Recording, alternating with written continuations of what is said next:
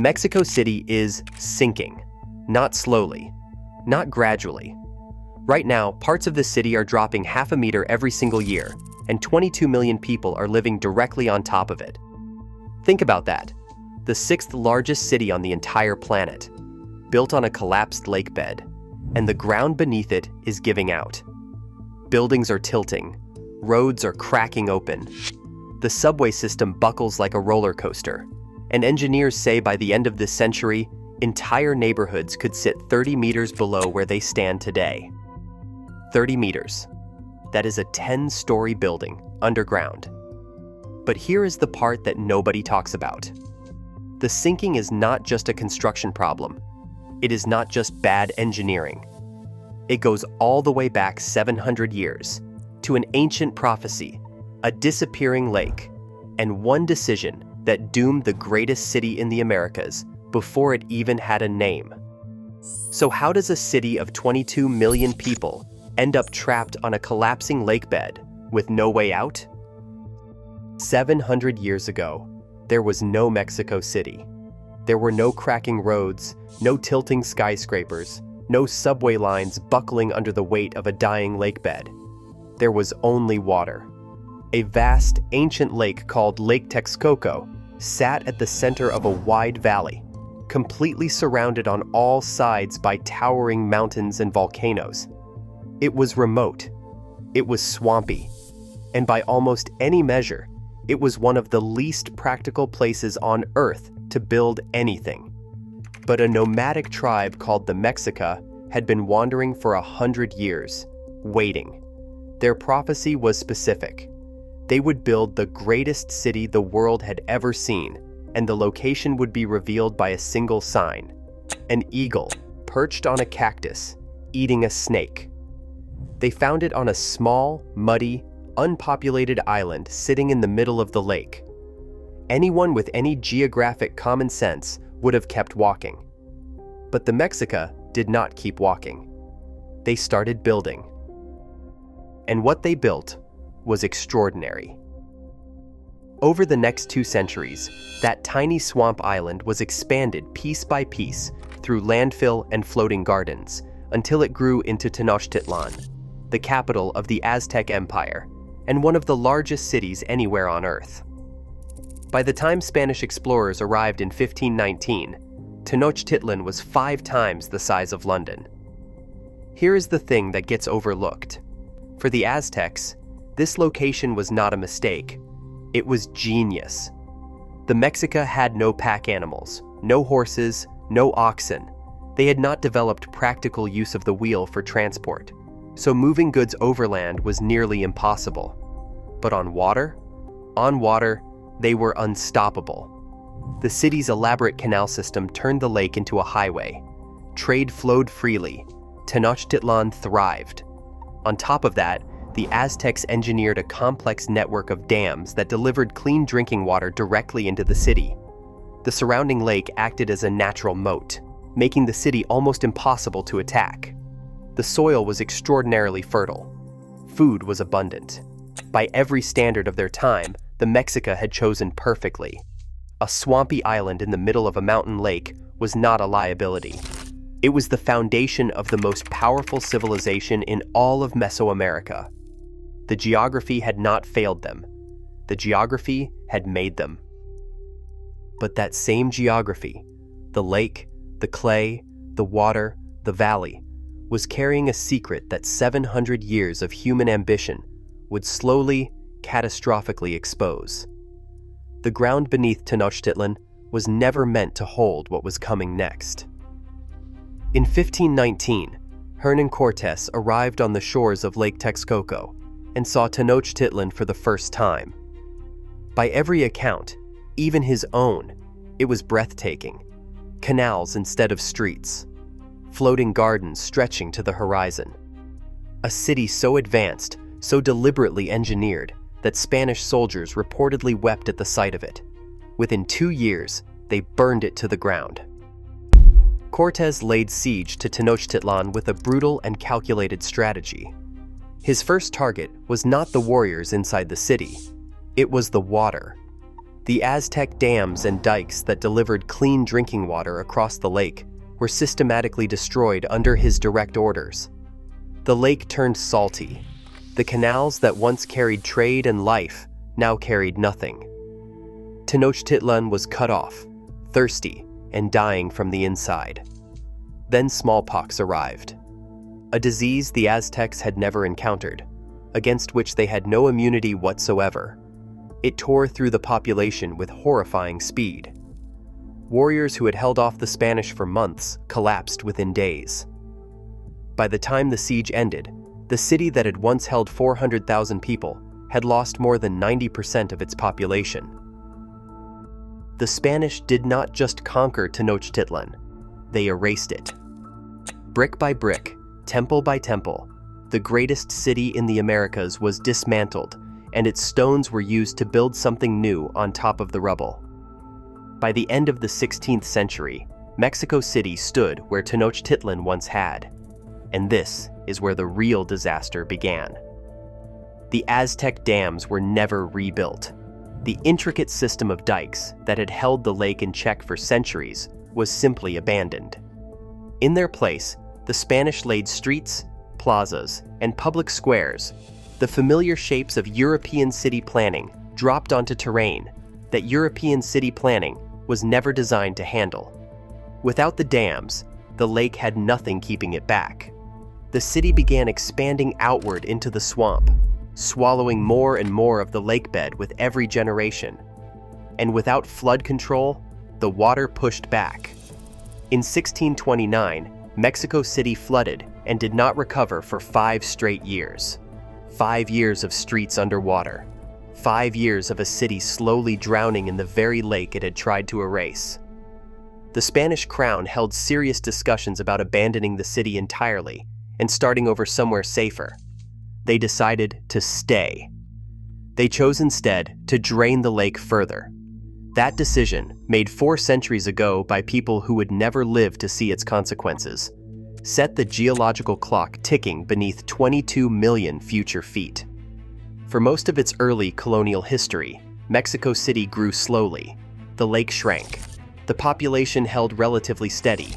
The damage accumulated quietly beneath the surface, in ways nobody was measuring and nobody was watching. Then the 20th century arrived, and everything accelerated. At the start of 1900, Mexico City's population was roughly the same as Tenochtitlan at its Aztec peak, around 400,000 people. A large city by the standards of its time, but still a manageable dot within the wider valley. The remnants of Lake Texcoco still existed at the edges. Patches of open land still allowed rainwater to reach the soil below. The system was stressed, but it was holding.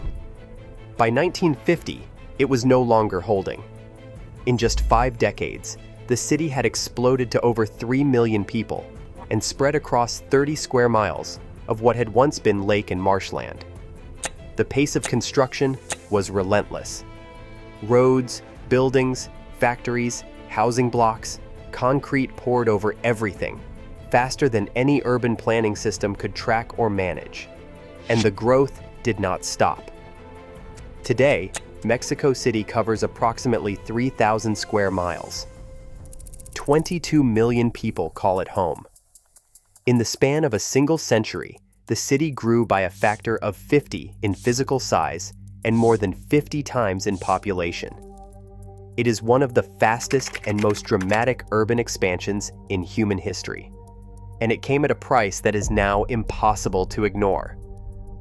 Lake Texcoco is gone, not drained gradually, not managed carefully, obliterated. Every trace of the water that once defined this valley has been replaced by an unbroken sprawl of concrete, asphalt, and steel stretching from mountain base to mountain base. A lake of water replaced by a lake of city. But underneath that concrete, the geology has not changed. The ancient lakebed clay that built up over thousands of years of sediment is still there. Soft, compressible, saturated, waiting. And now it has 22 million people standing on top of it. Here is the critical problem. The concrete that replaced the lake does not just add weight. It seals the ground. Rainwater that once soaked naturally into the soil and recharged the underground water supply now has nowhere to go. It runs off. It drains away. It evaporates. The aquifers below the city, the vast underground reservoirs that accumulated over centuries, are no longer being replenished from above. They are only being emptied from below. The city paved over its own lifeline, and in doing so, it triggered something that no amount of engineering, planning, or political will has been able to stop since. Without Lake Texcoco, Mexico City needed water from somewhere else. The answer was directly beneath their feet. Vast underground aquifers, ancient reservoirs of water trapped inside layers of soft clay, had been accumulating for centuries. The city began drilling into them, then drilling deeper, then deeper still. It seemed like a solution. It was actually a trap. Here is what happens beneath the surface when a city drills into a clay aquifer. The water trapped inside that clay is not just sitting there passively. It is doing a job. The pressure of that water pushes outward against the surrounding soil, supporting it from within. That supported soil then holds up the city above it. The water is not just water. It is structural. Remove the water, and the pressure drops. The clay has nothing pushing against it from inside. It begins to compact, to compress, to collapse inward under the enormous weight pressing down from above. And once clay compacts, it does not bounce back. The compression is permanent. The ground that sank does not rise again. This is subsidence. In Mexico City, it is happening at a scale that has almost no parallel anywhere on Earth. Some neighborhoods are sinking at nearly half a meter every single year. Across the broader city, geologists project a total subsidence of 20 meters by the end of this century. In the worst affected zones, sitting directly above the deepest clay deposits, the ground could drop more than 30 meters before the process slows. 30 meters of permanent, irreversible loss. And the cycle feeding it has no natural exit point. More people require more water. More water demand means more drilling. More drilling means more clay compaction. More compaction means more sinking. Meanwhile, the concrete covering every surface prevents rainwater from soaking back into the ground to replenish the aquifers. So the reserves keep dropping, the drilling keeps deepening, and the city keeps sinking further into the earth. It is simultaneously draining. Climate change is tightening the trap. Higher temperatures mean more evaporation. More evaporation means less water in the system. Less water means more drilling. The demand accelerates precisely as the supply diminishes. Mexico City has recognized the problem and attempted a partial solution. Roughly 40% of the city's water supply is now imported through a vast network of canals and pipes from other regions of Mexico. But the constantly shifting ground cracks those pipes continuously. More than 1/3 of every gallon pumped into the system simply leaks away before it reaches anyone. And pumping water up to a city sitting 1.5 miles above sea level consumes more energy than the entire city of Philadelphia uses in the same period. The solution is failing, and the ground keeps dropping. The sinking is not an abstraction. It is not a number on a geological chart or a projection in a scientific report. It is visible. It is physical.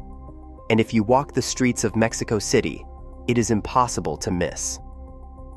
Roads that were laid flat crack open and ripple into waves. Sections of pavement drop suddenly below the level of the sidewalk beside them, creating jagged steps in the middle of what should be a straight surface. Buildings tilt at angles that make your eyes refuse to accept what they are seeing.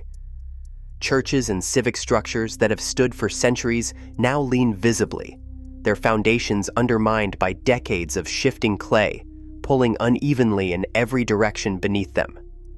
The metro system tells the story most dramatically. Lines that were engineered to run level now rise and fall through the city like a slow roller coaster, the tracks warped by ground that has moved at different rates beneath different sections of the route. Passengers ride through dips and peaks that were never part of any design. This uneven sinking is the core of the physical destruction. The city does not drop uniformly. Areas built directly on the old lakebed sink dramatically faster than areas built on the solid rock at the valley edges. The differential between neighboring zones creates constant shear stress on everything connecting them. Pipes that cross the boundary between a sinking zone and a stable zone are stretched and snapped. Foundations split, walls crack. Buildings that straddle the boundary between soil types develop fractures that no repair can permanently fix because the ground beneath them never stops moving. The damage compounds daily. It is not a crisis that arrives and then passes. It is a crisis that simply continues. And then comes the earthquake risk. Mexico City sits within a seismically active zone. That alone would be serious. But the soft clay lakebed beneath the city transforms ordinary seismic events into something far more destructive. During an earthquake, saturated clay does not behave like solid ground. It behaves like liquid. It amplifies seismic waves instead of absorbing them, dramatically intensifying the shaking felt at the surface. In 1985, a magnitude 8.1 earthquake struck off the Pacific coast. Cities closer to the epicenter suffered damage. But Mexico City, sitting on its ancient lakebed more than 350 kilometers away, was devastated. Thousands of buildings collapsed. Estimates of the death toll range from 10,000 to 40,000 people. The clay beneath the city had turned the distant tremor into a catastrophe. The lakebed did not just fail to protect the city, it amplified the destruction. And the clay is still there. The fault lines are still active. The next major earthquake is not a question of possibility. It is a question of when. The sinking lakebed is the most dramatic of Mexico City's problems. It is not the only one. In 1992, Mexico City had accumulated more than 50,000 industrial facilities and over 4 million motor vehicles operating within its boundaries every single day. The emissions from that volume of industry and traffic would have been serious in any city. In Mexico City, the geography turned it into something far worse. The city sits at an elevation of roughly 1.5 miles above sea level. At that altitude, the atmosphere contains approximately 25% less oxygen than at sea level. Less oxygen means engines and industrial processes cannot combust fuel efficiently. Incomplete combustion produces dramatically higher volumes of pollutants per gallon of fuel burned. Every car, every truck, every factory was producing more toxic output than it would have produced doing the exact same work at lower elevation. And then that output had nowhere to go. Mexico City sits inside a high valley, completely enclosed by mountain ranges on all sides. The same geography that made Lake Texcoco a natural fortress for the Aztecs became an air trap for the modern city. Pollutants pumped into the atmosphere could not disperse. They accumulated. Day after day, year after year, the exhaust and industrial emissions of millions of people and tens of thousands of facilities concentrated inside the valley like smoke trapped under a bowl. In 1992, the United Nations had seen enough. Mexico City was officially designated the most polluted city in the entire world. Children were advised not to play outside on the worst days. The air itself had become a public health emergency. 3 decades of aggressive intervention have since brought the pollution levels down significantly. Emission standards, vehicle restrictions, industrial regulation, and urban greening programs have moved the needle. Today, air quality in the valley sits at roughly the level of Los Angeles, which is progress, but is not safety. Air pollution remains the 8th leading cause of death across Mexico and is responsible for approximately 1 in every 17 deaths in the country. The water situation carries its own bitter irony. Mexico City receives more annual rainfall than London, more than Seattle. Cities that the world associates with gray skies and constant drizzle get less precipitation than this valley does.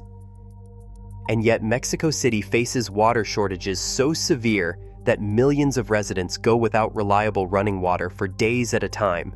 as if the city were sitting in the middle of a desert. Sinking ground, cracking pipes, polluted air, vanishing water. Each crisis feeds the others. And underneath all of it, the clay keeps compacting, one relentless centimeter at a time. The obvious question at this point is simple. Why not fix it? The honest answer is that there is no fix. There are only degrees of management, and even those are losing ground faster than the engineers applying them. Consider the options. Moving the city is not a serious possibility. 22 million people do not relocate. The capital of a nation, with centuries of infrastructure, government institutions, cultural history, and economic gravity, does not pick up and start over somewhere with better soil. The idea exists only as a thought experiment. In reality, Mexico City is where it is, permanently, regardless of what the ground beneath it decides to do. Stopping the drilling is equally impossible.